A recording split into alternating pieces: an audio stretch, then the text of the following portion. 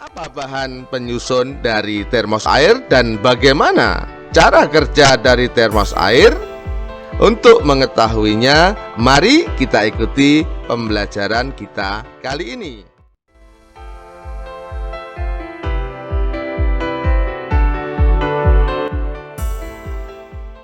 Assalamualaikum warahmatullahi wabarakatuh. Bertemu lagi dengan video BDR kelas 5. Kali ini kita akan membahas kelas 5 tema 6 panas dan perpindahannya, subtema 3 pengaruh kalor terhadap kehidupan, pembelajaran yang kedua. Baik, sebelum kita membahas pembelajaran kita kali ini, berdoa mulai, berdoa selesai. Muatan pembelajaran pada pembahasan kali ini adalah IPA dan SPDP. Pokok bahasan untuk yang IPA adalah benda yang bersifat konduktor serta isolator. Sedangkan untuk yang SPDP akan kita bahas mengenai gambar cerita. Baik anak-anak, marilah kita mulai pembelajaran kali ini. Ayo kita pahami. Kita sudah memahami tentang konduksi, konveksi, dan juga radiasi. Kita juga telah memahami benda-benda konduktor, semikonduktor, dan juga benda-benda isolator. Barang-barang dalam kehidupan sehari-hari banyak loh yang memanfaatkan sifat benda sebagai konduktor dan juga sebagai isolator sekaligus, seperti setrika, panci, dan termos air. Kali ini kita akan membahas mengenai termos air. Apa bahan penyusun dari termos air dan bagaimana cara kerja dari termos air? Untuk mengetahuinya, mari kita ikuti pembelajaran kita kali ini. Termos sering digunakan untuk menyimpan air panas agar tetap panas saat digunakan.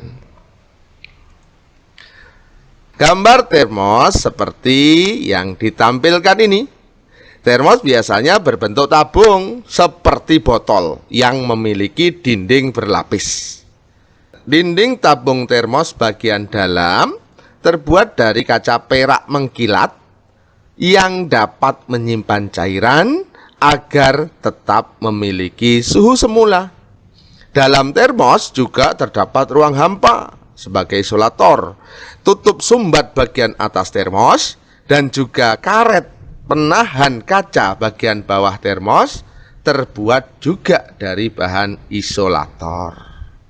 Lapisan paling luar pada termos dirancang sebagai dinding pelindung kaca yang kuat untuk menahan goncangan. Dengan bahan-bahan tersebut, maka panas atau kalor pada air panas yang berada di dalam termos tidak dapat berpindah secara cepat.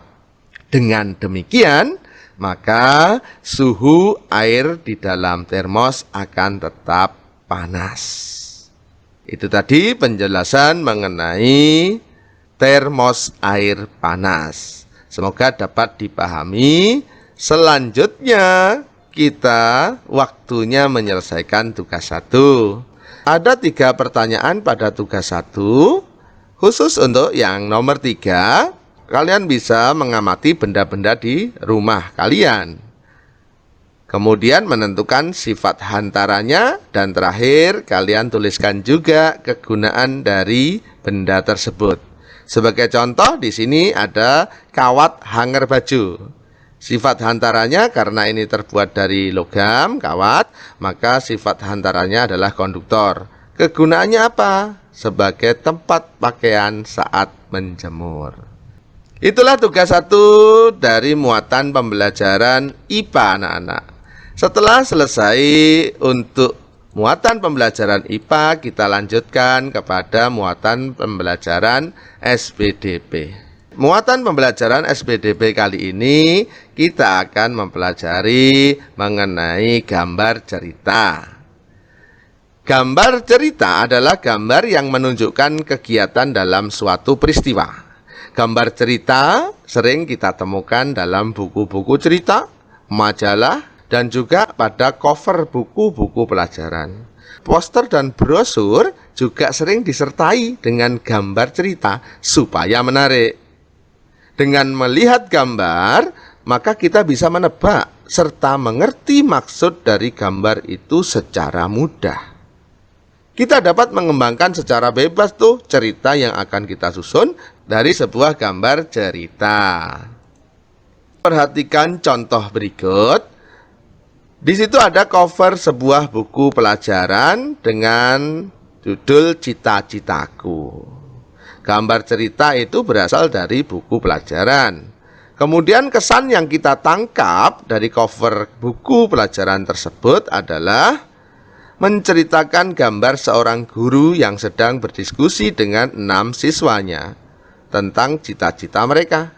Buku ini merupakan buku kegiatan belajar siswa. Kita bisa mengembangkan gambar cerita itu menjadi beberapa paragraf, asalkan tetap sesuai dengan gambar yang ada dalam gambar cerita tersebut. Demikian penjelasan untuk gambar cerita muatan pembelajaran SPDB. Waktunya kita menyelesaikan tugas yang kedua. Ada 4 buah soal. Soal yang terakhir, kalian disajikan sebuah gambar berani yuk minum obat. Gambar cerita ini dari bungkus obat. Kemudian kalian ceritakan ya kesan yang kalian tangkap dari gambar cerita itu. Kalian juga bisa mengembangkannya menjadi beberapa paragraf yang lebih panjang. Jangan lupa gambarnya itu juga harus kalian gambar dalam buku gambar. Demikian anak-anak pembelajaran kita hari ini. Semoga bermanfaat dan kita dapat melaksanakan pembelajaran dengan menggunakan video belajar dari rumah kelas 5 dengan baik. Selamat belajar, jaga semangat dan juga jaga kesehatan, maksimalkan belajar apapun keadaannya. Assalamualaikum warahmatullahi wabarakatuh.